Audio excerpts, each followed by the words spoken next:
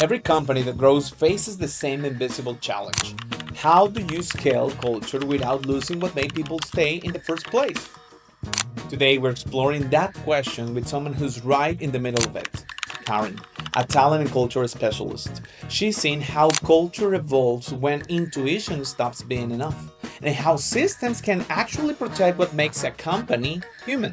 In this episode, we'll dive into it in three parts: how culture scales, how growth tests belonging, and how leadership turns values into everyday actions.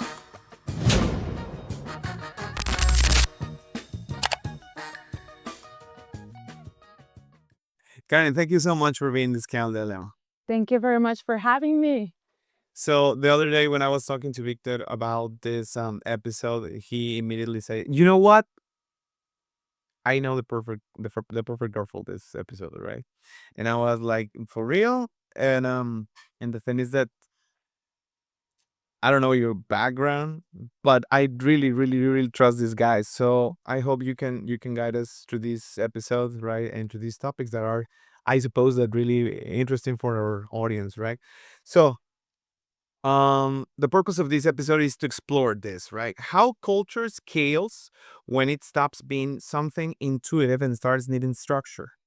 And then number two is the tension between growth and belonging, how to grow fast without losing identity. And finally, we're going to talk about the role of leadership and systems, how to evolve from a culture held by people to one built through processes and shared responsibility. Growth is exciting, but it also creates distance. Not everyone knows everyone anymore.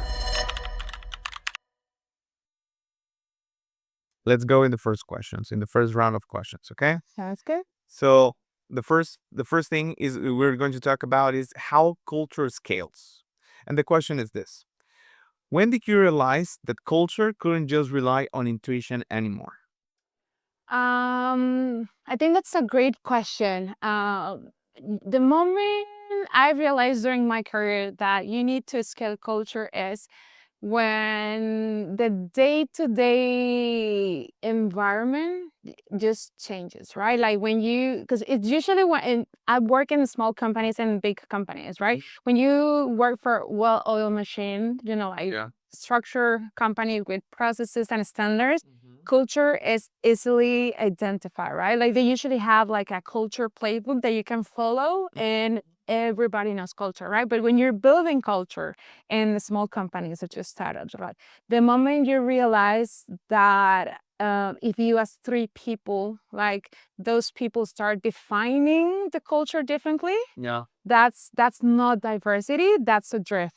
Yeah. Right? Like when you ask someone like, hey, what are our values? And those three people like give you different definitions of the value set, right? I think that's a clear example when you start identifying that culture needs to be scaled, right? And it's changing. Exactly. That was the point that I want to address then. Like, what are like three signs, for example? You say like when you ask three guys and they say something completely different of what is written on the document or whatever, right? What are three signs that you can identify easily Uh, when you need to tell people what is everything about? I think also when decisions start, like when the decision making process it's being delayed.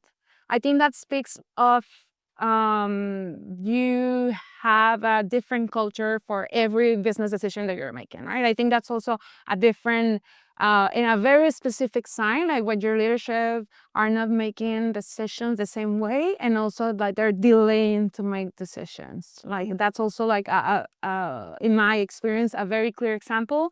And a third example is when you are not recognizing as well like um people anymore, right? Like when you don't know every single person that is around you, like I think that's also a good indicator. Yeah, usually when you work at small companies, like culture is easy because it's like, hey, I know this guy and I know this girl, right? Yeah. But like when you start seeing like unknown faces, different time zones, different like approaches, like I think that's also a sign. Yeah. Yeah. Speaking about that, like for example, when there are startups, right? And then start hiring more talent, more people, and they're building processes about machinery stuff, or development situations or whatever, right? Technical situations. Right. And then they started having so much people, so many people, right? That they stop watching people as people, but as a number now. Yeah. When they, instead of saying, this guy, exactly a name like I don't know, let's say Victor, for example, Right. right? Believes this and that. And when they start changing the this guy situation to they believe, or people believe, Yeah. or employees think that, right? Because you can just generalize that everybody is believing that situation. So that drives us to our next question. How do you design this kind of systems, right, to protect the human side of culture instead of just replacing it and everybody becomes a number? Great question. I think we need first to see culture as a product, right? So when you're designing a system, I think again, when you look at culture as a product, you first ask the question like, what's the issue that you want to solve, right? In this case, like culture, environment, like climate, and like who is it built for? Like you're building this product for people. So when you talk about culture, like, and when you talk about creating systems, I think those are two very specific questions that you should be asking, right? And also to kind of like answer the questions like, instead of like what's the compliance or what's the purpose, like how does it make people feel, right? Like let's talk about performance, right? Like it is a system or it's an initiative that is not only about compliance, it's also about an emotion. Same as like feedback, right? Like when you give feedback to any of your peers, right? You're talking about not only again compliance or a situation in the business, but also like an emotion. So when you talk about culture and building systems, I think like you also need to understand that you're not building like a system for compliance, you're also building a system for emotions. So when you think about it, right, and you design this as a product and you prioritize it as any other thing as revenue, right? In your business, and you prioritize this also as as a product culture. It's when you really have a system that embedded that has embedded like culture in it, right? When it's answering not only again to comply, not only to compliance, but also to emotions, right? Yeah. Well, I just wanted to take out my notebook and start taking notes, but I remember that we are recording this, so Yeah. I have to, because that is a great insight. Like building culture, think about building culture as if you were building a product, an app, or whatever, right? Something you can sell. Wow, the purpose, the need of people, and you start building this culture around how they react and what do you want to achieve with it. Wow, that really literally blew my mind. Okay, very good. In this second part, I ask Karen how she keeps that sense of belonging alive while everything scales around her. So, the first question we have for this act is, what's been the hardest part about keeping that sense of belonging as the company grows? Um, it's interesting because belonging is something that doesn't really grow automatically, Cool. right? It needs to be nurtured. Yeah. And I think that's the hard part. Like you could think that just by saying belonging or having as like the with the belonging like part of it, like, or just sending an email communication to your employees about belonging, it will like automatically like grow. Like it doesn't really work like that. So Or a gift every yeah, third day or whatever, right? exactly. Which is, yeah, I mean, it's part of creating belonging. I don't, you need to nurture. And I think like companies often forget that it needs to be, again, like you need to create this moment, these places or this, like scenarios where you constantly are also reminding people the importance of their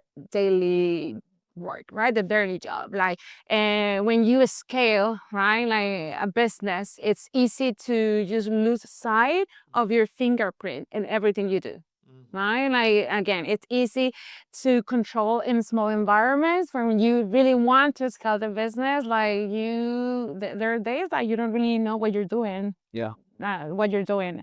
So And then it's a matter of knowing, right? Like because also you have to have trust on those guys, right? yeah, exactly. So I think like again, it's just important to create this purpose loops where you are constantly reminding people what's again not only the purpose of what they do, so what's the importance and the impact that they have, so you can actually create belonging. When you mean loops, you mean something specifically because that can lead us to one of these questions that I have here, like what practices or rituals helps you keep people connected across teams? Yeah, exactly. Like with loops, I'm trying or referring just to the classic loop, right? Like a feedback loop or culture loop, like a system that brings you again to that as a friendly reminder to the place where you started, right?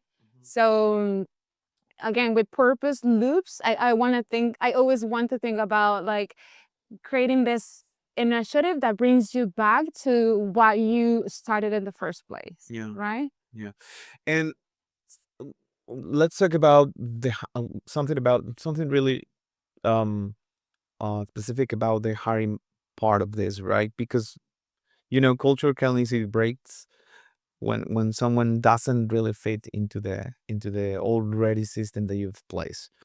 When it comes to hiring, how do you manage this situation that not just adding people that fit into the culture, but also like they're gonna add to the culture, right? Because I suppose that when you guys are like interviewing someone and this person seems like the perfect candidate, but it sounds like too perfect. How do you manage to recognize this situation, right? Are they gonna act, or they just want to fit in, but they're not for real, or what? Um, uh, this might be a bit controversial, but when you're hiring, I think most of the companies hire for culture fit, right? Like this is something that I know, as a matter of fact, that companies do. And myself being like immersed into this narrative where you need to hire a cultural fit. I think that we need to start hiring for cultural evolving, right? Like, which means like when you hire someone for culture, like when you say someone is a cultural fit, it feels comfortable, right? Like you're hiring someone that it's gonna just fit right into your environment, into whatever you're doing. But when you hire for like evolution or just for the purpose of evolving, you can hire someone that shares your same set of values, but it's going to be challenging the current or situation or the current culture where you are, right? And that respectfully challenge, I think really adds value to the organization. Of course, you can always include a culture, question such as like, what have you seen in previous companies that you think that it's gonna work for us, right? And then you bring this into action. And I think the reason why I said that it's a little bit controversial is because usually companies really want to hire someone that again it's comfortable for the environment, but I don't think that that necessarily brings you to the next level as a company, Course. right? I get exactly the point, but how do you manage the self-driven necessity to just add to the status quo, right? Like that nothing is gonna change. This guy seems like the perfect fit, right? And nowadays the companies go and hire remotely, and people who is recruiting, they just go driven by KPIs and the time lapse. Well, when from when you do the screening call to the your hire email or whatever, congrats, yeah, entering the team or whatever. But like kind of like the first interview, uh people who are in charge of recruiting go like cultural fit. Let's say cultural fit. They're like 4 or 5 questions. And I was like, they go like, have you been working remotely and for how long or whatever, right? And what do you guys look for when you are interviewing someone like that, that that that that go like they can add value to the process, to the culture, or they're gonna help us evolve, right? Right. I think like first, culture,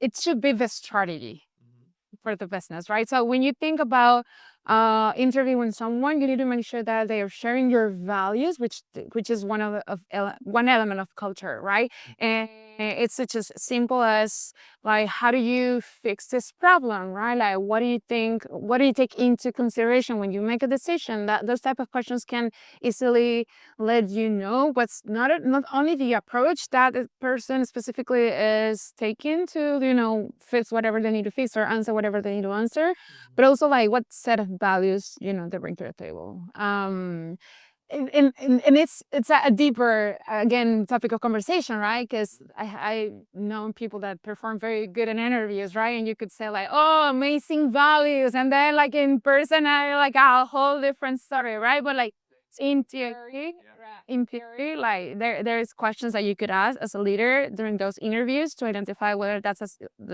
set of values matches what you're looking for. But again, not only asking like, are you comfortable with the remote culture, the hybrid culture? Are you working, like, did you thrive in a fast-paced environment? Like, it's also like, what are you as a candidate are bringing to the table, right? And the leader or the hiring manager identifying if whatever the person is sharing really adds value, to the organization. And this actually like brings another very interesting approach to culture, right? Like we need to start thinking about our leaders, specifically those who are hiring, Yeah. right? And managing people, of course, as culture architects. What? Wait, what? A culture architects, because it usually when if you talk about culture, most people will think that this is a nature task, Uh-huh. a department, the culture department, the culture Yeah. people. Yeah. But it's not like that, right? Like again, like culture is the business's like strategy, in which we should start thinking not only as a product, but also like we need to see people, our leaders, as the culture architects. So we need to provide the resources for our leaders, for our people within the organizations, to basically allocate the cultural responsibility, to distribute the cultural responsibility on them. That way, with those resources that I was referring to, like whether that's training or tools, they can also identify whether someone is a right fit for the company, right? It's not only cultural, but it's also someone, I mean, again, it's not only a fit, but also someone that respectfully challenges the status quo. Okay. Okay, I got it. As companies mature, culture has to move beyond individual effort. In this part, Karen shares how leadership and systems can make culture scalable without losing its heart. Mm. So it is really common for companies, especially when these candidates, right? People who want to work there, they go and do actually their homework, right? Like they go deep and find out who the CEO is, or the VP or the CTO or wherever, or the values and the culture and whatever. And then you kind of identify and romanticize people inside the company, right? Like looking up for them or whatever. So the question is this: how do you empower leaders so culture doesn't depend on founders or senior figures, right? Imagine like working on OpenAI, for example, and then because Sam Altman is like super famous or whatever, right? You are so thrilled to be working there, and then you go there and find that it's kind of different from what you expected. How do you empower leaders to not live on the shadow of the CEO? That is a good question. I think it really ties partially to what I was saying before. That you need to distribute the cultural power, right? Like, or the not the cultural power or the power in culture, right? Just by just by basically empowering your leaders to be also feel as also to be seen as the culture architects, right? Like you cannot always rely on the charisma of a CEO, as the like pillar for your culture, right? Or again, it's the same way you cannot rely always on the HR department to scale your culture or to keep your culture. Like you need to give them those resources so they see them as the architects of the culture. And again, it's just by teaching them not only, how do you want to see culture reflected, right? But also to teach them to teach other people how to live the values, how to embrace those behaviors, right?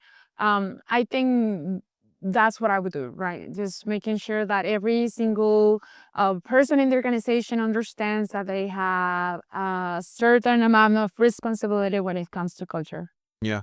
And speaking of which, speaking about behaviors, like how do you enhance these kind of behaviors into daily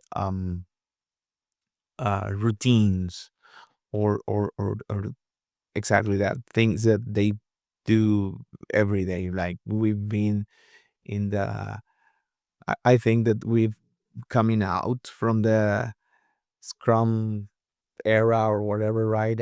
Every day I listen more and more people saying I don't like Scrum and this thing. And no, no, Agile. We don't like Agile or whatever, right? We're tired of sprint. Yes. I do too, but it's because we I think we grew on that, right? Right. But the thing is that new generations that try that and they went into, I think because they say that it's kind of like a cult.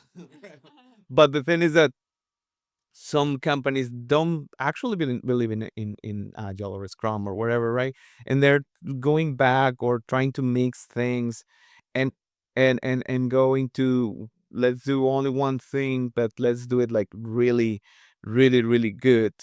And they don't like to to admit that they go into the waterfall system. They don't call it that anymore. Yeah. But the thing is that how how do you manage people actually get excited of doing these things every day?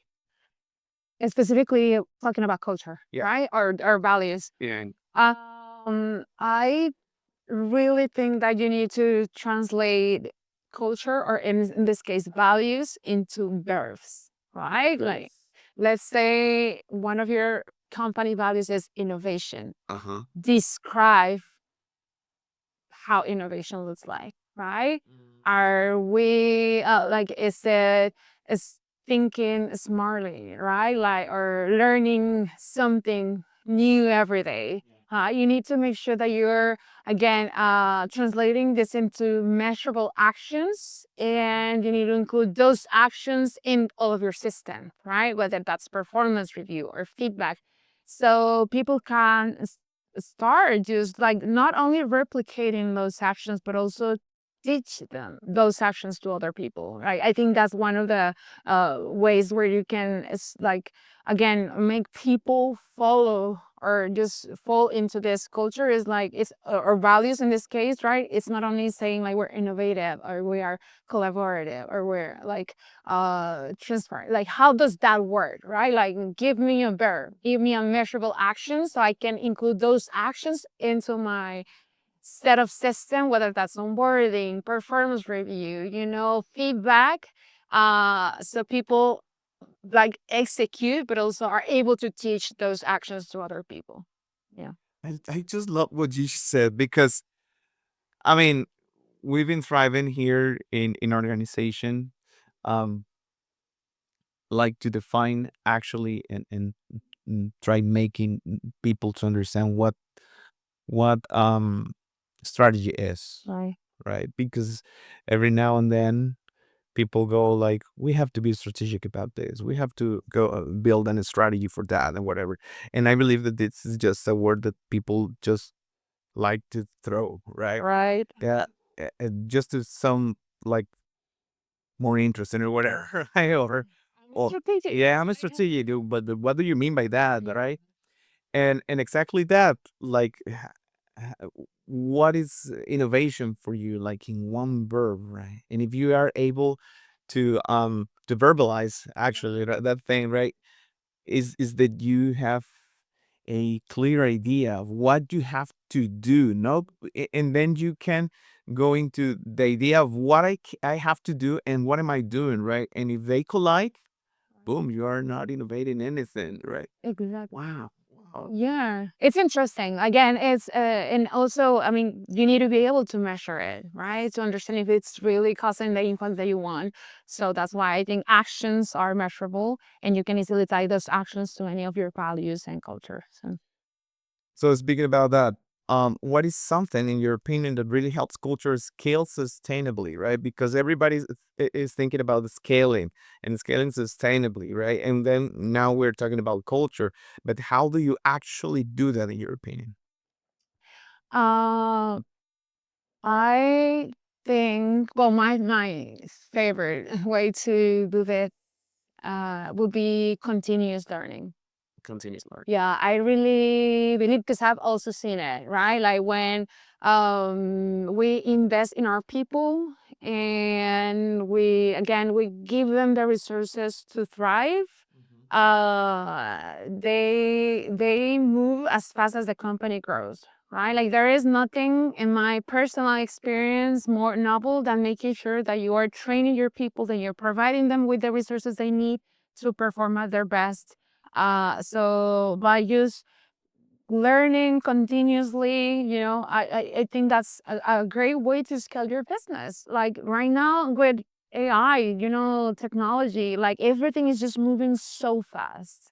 And you've seen it, I've seen it. I'm pretty sure that all of our listeners have seen it. Like people are staying behind, like is the like velocity, like the speed we receive, how we receive information is just like mind blowing. So I think again, just by providing continuous learning and making sure that your people are moving as fast as your company, Mm-hmm. right? Like will allow you to again scale culture as well. Yeah. Okay, and there's been plenty that I've learned in these few minutes that we've been chatting. I want to thank you for bringing us this topic to the table. It's been amazing, and Thank you. I just want to thank you for Thank being you. here. No, thank you for having me. This has been such a great evening. Okay, thank you very much. Thank you. Scaling culture isn't about freezing it in time. It's about letting it evolve without losing what made it meaningful. That balance between structure and soul might be one of the most hardest, but also one of the most beautiful challenges of growth. But keeping that same soul alive when the pressure comes from outside, that's another story. In our next episode, we'll explore what happens when success starts testing your team's limits. Can you keep your values intact while trying to keep every client happy? That's the dilemma we'll face next with Victor on Scaling Without Losing Your Soul.